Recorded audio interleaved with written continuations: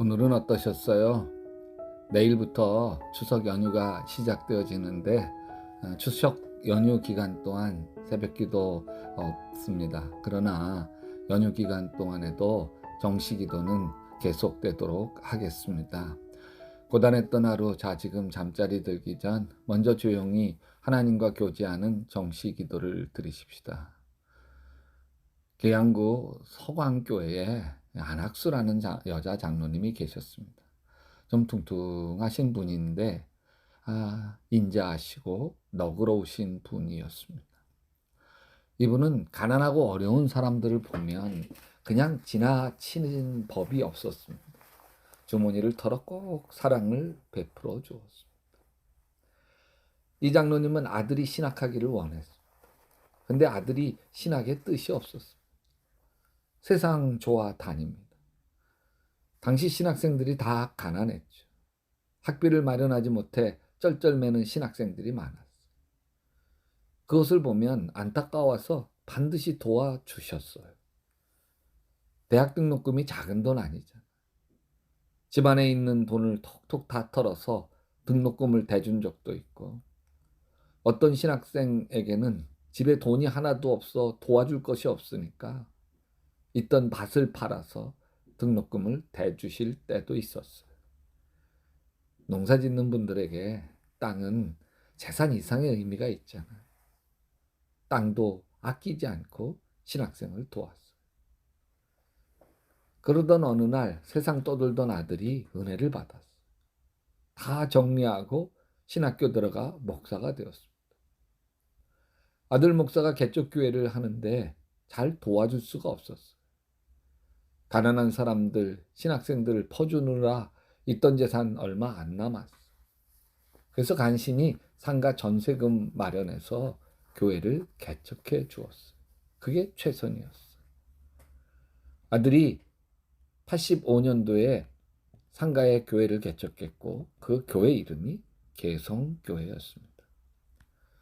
교회를 개척한 지 한 2년쯤 되었을 때 그 상가 건물 주인이 통보해 오기를 이제 이 상가를 다른 사람에게 팔려고 하니 건물이 딴 사람에게 소유가 넘어가면 교회가 나가야 할 것 같다고 말해 주었어요.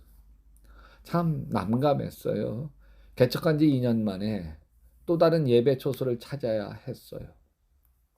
난감한 마음으로 옮길 곳을 찾고 있었습니다. 근데 어느 날 예배당에 엎드려 기도하고 있는데 어떤 중년 여성들 몇 사람이 교회에 와서 잠시 앉아 기도하고 나가더래요. 그런가 보다 했어요. 그냥 지나가다 들린 분들이라 생각했어요. 근데 며칠 뒤에 상가 주인에게로부터 연락이 왔습니다. 상가를 사려는 사람들이 목사님을 만나자는 거예요. 만나보니 그분들이 새로 매입한 상가를 통째로 이 목사님 앞으로 등기해 주겠다면서 이 건물에서 그대로 교회해도 되고 팔아서 땅 사서 교회 지으셔도 된다고 했어요. 사연인즉슨 이분들이 믿음 좋은 권사님들이었고 좀 살만한 분들이었어요. 늘 서로 기도해주는 신앙의 동지들이었는데 늘 개척교회 성전지어 봉헌하는 걸 마음의 소원으로 가지고 있었어요. 그래서 자신들의 부동산을 관리하는 사람에게 개발되어지는 곳에 상가 하나를 사게 했어. 나중에 팔아 때가 되면 개척교회를 세우자는 계획이었어. 중도금을 치르는 날 이분들이 상가 한번 가보자고 왔는데 자신들이 매입하는 상가에 교회가 있는 거 아니겠어요? 그래서 예배당에 올라가 앉아 기도하고 내려왔다. 근데 그 상가 교회에서 이 권사님들이 기도하면서 하나님이 동일한 마음을 주시더래요. 어차피 교회 세우려고 이 상가 매입한 것인데 아예 이 상가를 이 교회에 드리자는 마음을 하나님이 주셨다는 거예요. 할렐루야. 세상에 이런 횡재가 어디 있어요. 그래서 상가 수억 원에 팔고 땅을 사서 예쁜 예배당을 지었어요. 그 목사님이 이렇게 고백해요. 자기가 특별히 다른 목사님들보다 신령한 게 아니라는 거. 자기가 특별히 다른 분들보다 기도를 많이 하는 것도 아니라는 거. 그런데도 하나님이 자신에게 특별한 은혜를 베풀어 주신 것을 보면 자기 어머니 안학수 장로님이 늘 베풀고 사셨고 신학생 등록금 밥하라 대주시며 그렇게 헌신하면서 사셨다는 것 때문에 하나님이 자신을 축복해 줬다는 것. 그 간증을 들으면서 이런 느낌이 들더라고요. 아, 예수님만 부활하시는 게 아니구나.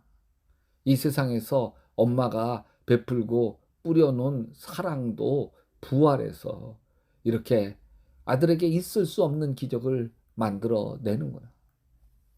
여러분 베풀고 나누고 섬기며 사랑하고 살아가십시다. 머문 자리 아름답게 살아가면 그것이 다 우리에게 하나님께서 축복으로 화답해 주실 줄로 믿습니다. 사랑의 주님, 이제 명절입니다. 일가 친척들 함께 소중한 시간 갖게 될 텐데 주님, 내가 먼저 섬기게 하시고 내가 먼저 따뜻한 한마디 건네게 하시고 위로하고 격려하고 칭찬하는 축복의 도구가 되게 하시옵소서. 예수님의 이름으로 기도합니다.